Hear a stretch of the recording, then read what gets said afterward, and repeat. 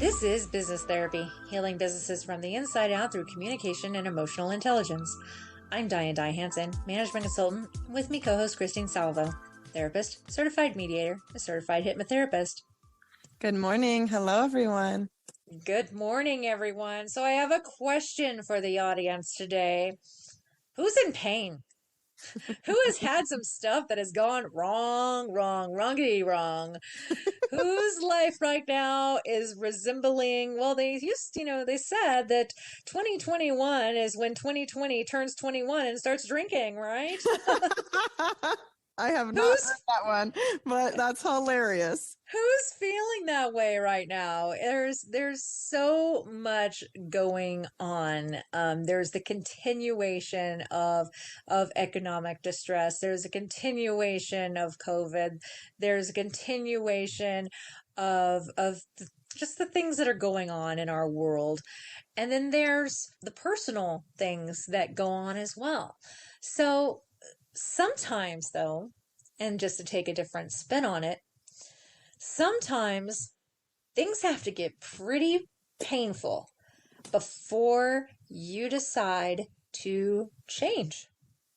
Yeah, it's so true. And I'm thinking right now, I'm like, let's just get real. Let's each tell a story of a pain point where it was like, change or die.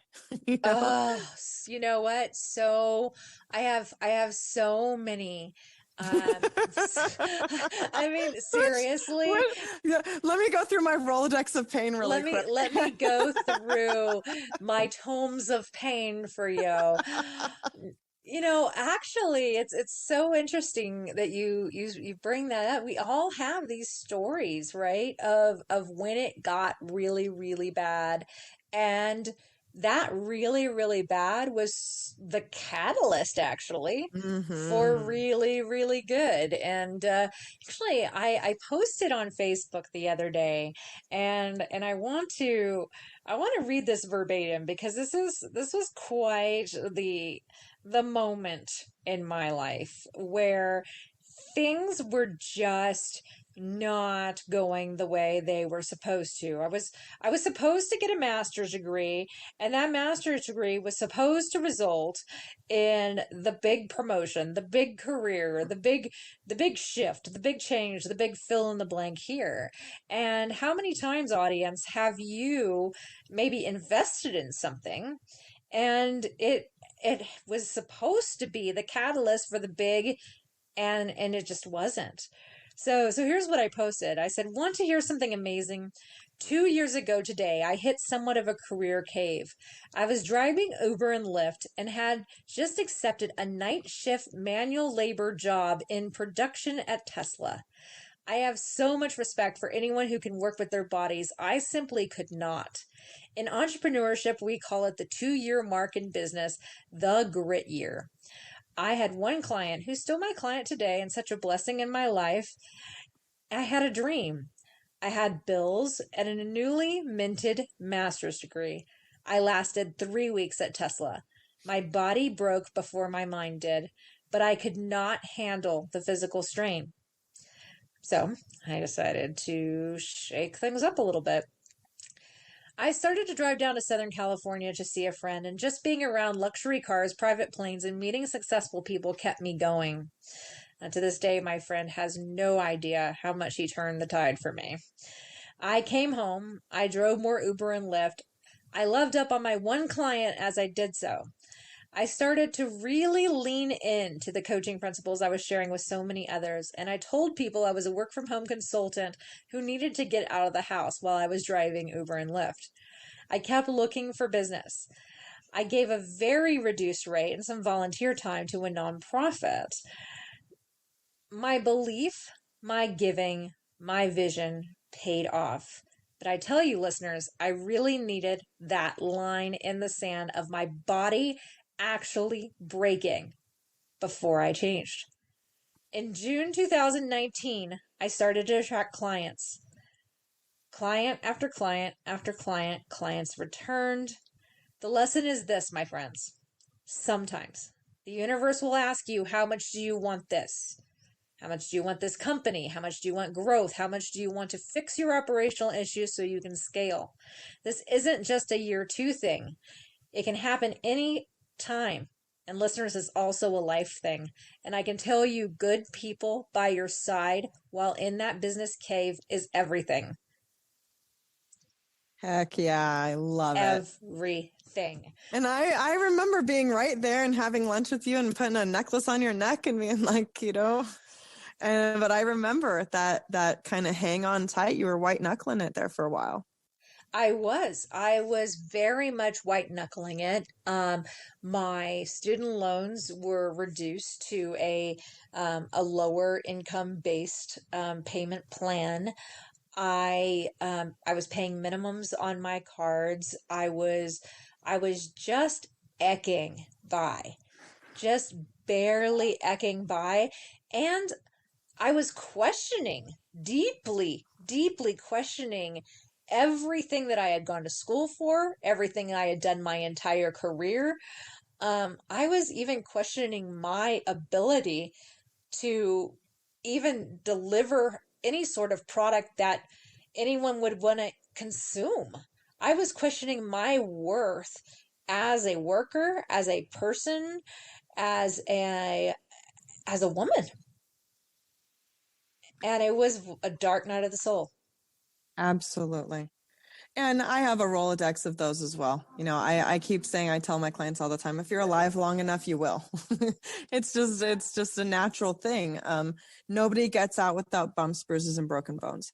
So the scars are there to tell the story. So now, in 10 years from now, you're going to get to look back. And that was that hard knock story. That was the I earned it story. That was the I made it story that can actually inspire next generations or people looking to make that change. Exactly, exactly. And it's it's important to recognize when you are in that cave, whether it be a personal cave, a business cave, a relationship cave, what that is, and ask yourself what needs to change. Hmm. If I could change one small thing, what would it be? For me, initially, it was my mindset. I was driving. I was doing that for some incremental money, but what I needed to do is start to change my mindset that this was a way to meet goals. So what I did is I opened my Google Calendar, and at the very top of my calendar I set a daily revenue goal, and I would drive until I hit that goal. And then I would increase that goal, and I would drive until I hit that goal. And then I started to realize that as I got into this goal mindset, that other things came along to help me meet that goal. My client had sent me more coaching or whatever, but other things. I opened the energetic pathway. The other thing I did to fix my mindset was put myself around people who were not going to co-sign my bad behavior. I put myself around people who were successful, people who were had material wealth, but they also had mindset wealth. The people that when they woke up in the morning, they were purpose driven, they knew how to enjoy their life, and they were very open about sharing that. So I put myself with the right people, and by putting myself within the right crew, that reinforced this mindset that I needed to, and yes, it was, I traveled to find it, but I I came back to Northern Nevada with a different outlook on life and a different driver that empowered me to set those goals and empowered me to act as if to bring my business cards with me while I was driving and hand them out. Didn't get a single lick of business for my Uber or Lyft, but you know what? It felt really good to talk about myself and my business to people and start attracting that. And that is attractive behavior. And when you fall into that, versus the flip side. And we all know what the flip side is. The flip side is, well, I have bad luck. and everyone's suffering right now, so of course I'm suffering. And hey Christine, how are you suffering? I'm suffering. How are you suffering? Can we suffer together? I'm Can we? so, I've got to jump in on some of these things. So, one of the things that I said this New Year's Day, this first day of New Year's, is I said, I used up all my bad luck in advance. It's gone now. And all I have left is good luck. And I have been living as if, and I'll tell you, the first 12 days of the year have been fantastic. But I agree with you. It's all what's going on between the ears, and status quo, right? Misery loves company. So we have to be really careful who, what, when, how, and what we're giving our attention to. When we notice that we are, kind of like bonding with people on negative topics, gossiping, talking about other people, low vibration kind of things, that's what we're going to attract. And that's who we are. And I feel like it's like eating sand. Like it's just kind of gritty and gross, you know? And it's not that you're not going to have a bad day or that everything's going to go perfect. It's that I think you can find perfect moments in every day. And I also think that, you know, this pain point, I want to take our listeners through a little exercise here. It's very quick. But I love this idea of close your eyes, or if you're driving, don't close your eyes. But really think of a pain point in your life, right? Something that's just uncomfortable. Maybe you're not happy in your relationship anymore, or a friendship, or your finances, or a job, or maybe it's even something physical, your home, your car, something like that, your body. I want you to think right now, if I don't change, in what will I feel like in 10 years? Oh. And really get real with it. Feel it. If this doesn't change, how am I going to feel about my life in 10 years from now? Mm. And what I say in session on a regular basis is, when you're living the speed of adult life, 10 years is a couple blinks of an eye. And the truth is, this will be your life in 10 years if you're not willing to make change. Not one thing will change. Maybe a few external events, maybe this or that, or maybe something crazy comes into your life and forces you to. But truly, if we aren't making conscious changes, if we aren't doing it on purpose, whatever you don't like now is most likely to still be there in 10 years. And most of us can look back 10 years ago and go, yep, I had this problem 10 years ago. And here it still is, because I didn't make any changes. And so instead of it having to be this kind of pulsing pain, level 10, sharp, intense, life-altering pain, we can actually just address, if I don't take care of what is bothering me now, what will it look like in 10 years? Who will I be? Will I be happier? Will I be nicer? Will I be friendlier? Because pain typically makes people grumpy. You don't meet a lot of people in chronic pain that have high spirits, you know, and because pain hurts and it kind of takes your energy, and you have less bandwidth for the things that you enjoy. So in 10 years from now, would you be happy with yourself, with your life, with your relationship, with whatever it is? Would you be happy if you didn't work on changing it? Yeah, and that's so powerful, Christine, is what is the consequence?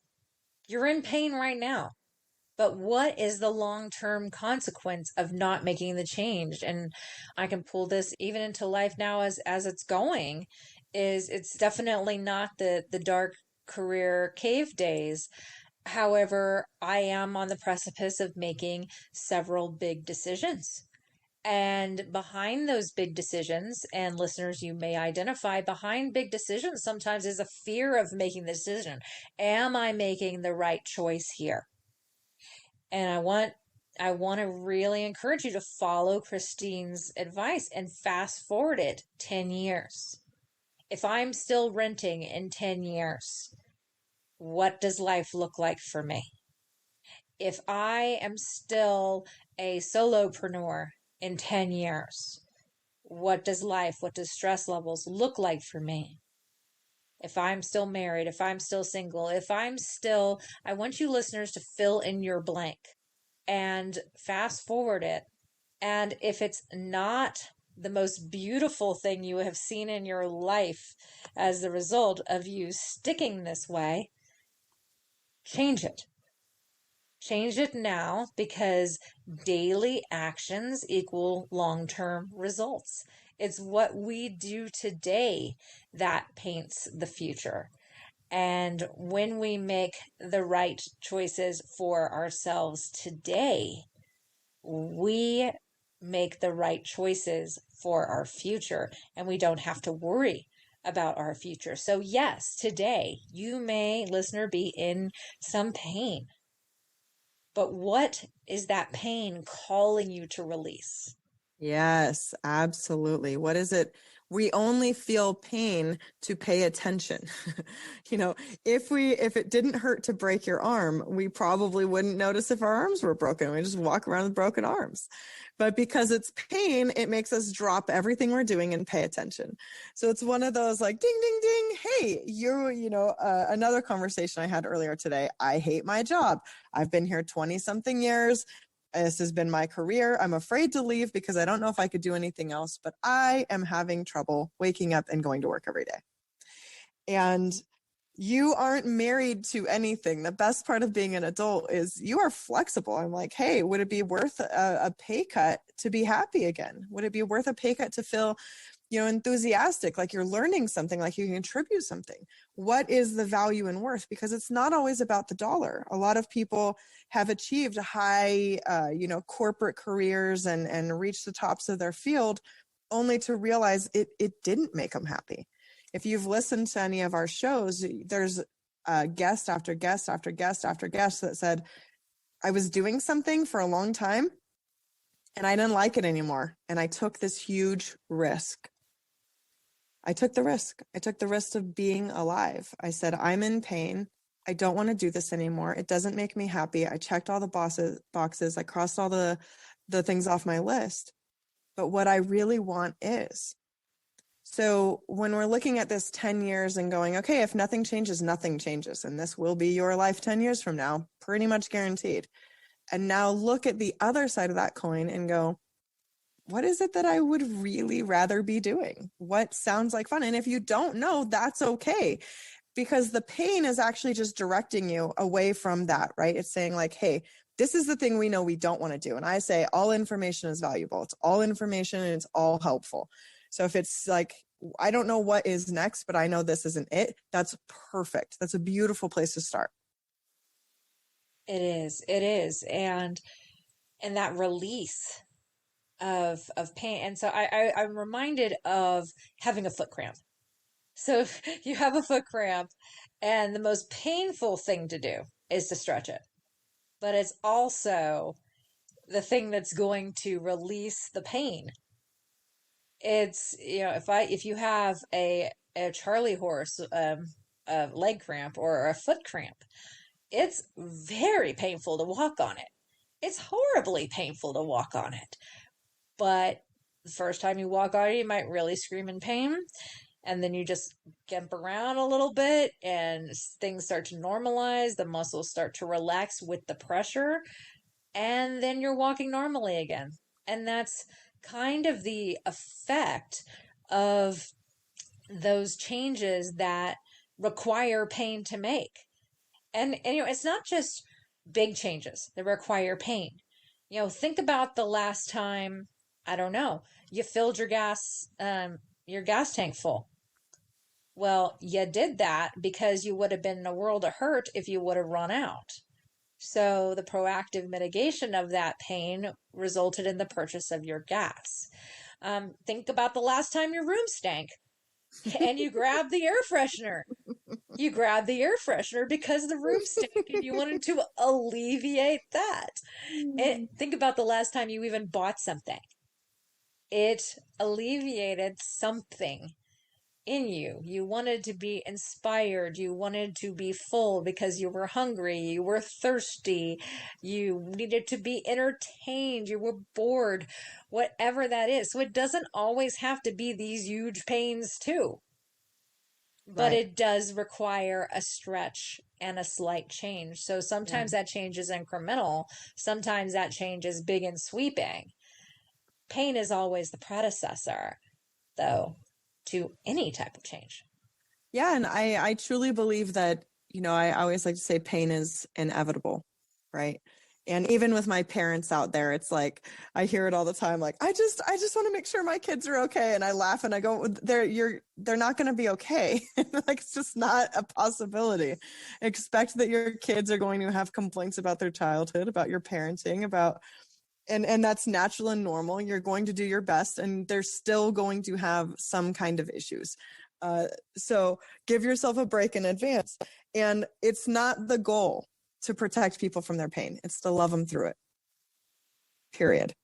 Yeah, I can't exactly. stop the train from coming. And most of the time, people ask me this all the time with hypnosis, like, can you get rid of this? And I'm like, I could, but I won't because I don't believe it would serve you or help you. And there are just some pains that we have to feel, that we have to go through. And then there's other things that we just kind of don't, like if you bite your nails, yep, let's just ditch that. Let's get rid of that. Or you have some ugly habit that you don't like, we can totally get rid of that. But trauma needs to be processed, it needs to be treated, it needs to be healed, and it needs to be loved. And I would not take the shortcut because I don't believe it serves. So it's not, the idea is to get past pain as soon as possible, even. I think sometimes it's to sit in it. It's to sit in the pain. It's to talk to the pain. I often do the empty chair. Let's have a conversation with what's going on right now, right? What is happening? Why is this feeling coming and coming and coming? And what are you doing to run from it instead of just go, wow, I'm in pain and I might need to stop and heal. I need to stop and listen. I might need to Exactly. nurture myself or others. So letting pain not only be a teacher, but learning to kind of embrace it as part of the journey. It's not something we run from. It's not something we need to be ashamed of. And that includes financial pain. There is a lot of shame when it comes to finances. You telling that story, that was very vulnerable. A lot of people wouldn't feel open enough to tell a personal story about their financial life because there's so much around it culturally and socially. Yeah. So I think it's beautiful that you shared so openly, and also looking at that and going, hey, you don't have anything to be ashamed of for financial pain either. That's part of the journey. There's very few people that are like, I made money, end of story. It's like, I made a little, lost a lot, made a little, lost a lot, learned, picked up, got back up, all these things. And then finally they have some form of, longitudinal success, something that can pass down through legacy, but it rarely comes in the form of, here you go. Yep. And the way out, as you said, the way out is through. It's not getting past it. It's not, it's diving deep into it, having a dialogue with it, understanding some things. I understood, another big thing about myself and about that period of time as well is that one of my patterns is that if something is uncomfortable and I can throw money at it to make it go away, I do. So back then, when there was no money to throw at it, there was no way to advertise my way out of it or join a networking group and pay for that so that I could meet people, or there was no way to throw money at this problem. I couldn't, hire someone. I remember during this period of time, I was also thinking, gosh, how do I pay someone on commission to do sales work for me? And maybe I could do it that way. And I even went as far as to interviewing three different people to do commissioned sales work for me. I could not throw money at the problem. So it forced me to think about the problem very differently, very, very differently. And then in today's consciousness, because we can always learn from, how we approach problems. Now in business, having a problem, okay, yeah, I could throw money at the problem. How about we not and get creative? So it really is. Pain is a great teacher, not just from the time that you're in the pain, but for the future. And if you can, keep notes of really the teaching moments of your pain and how it really can move you and move you forward and give you deep insight into yourself. Pain is actually a beautiful thing. Absolutely. And I love how you said that. I actually love the saying hindsight is 2020 now because of the year 2020. I just I find the pun just too irresistible. But hindsight really is. And I'm often suggesting, don't look at the past of something to regret or beat yourself up over. Look at the past as something you can kind of digest, that you can learn about yourself, you can learn about others, you can make changes, you can make tweaks, you can try new things. There's a book out there for probably anything you're struggling with, and I highly recommend you read it.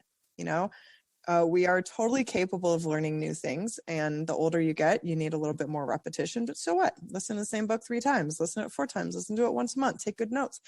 But the idea is that if you want it, the information is out there. Don't be afraid to seek it. And when you're in pain, listen.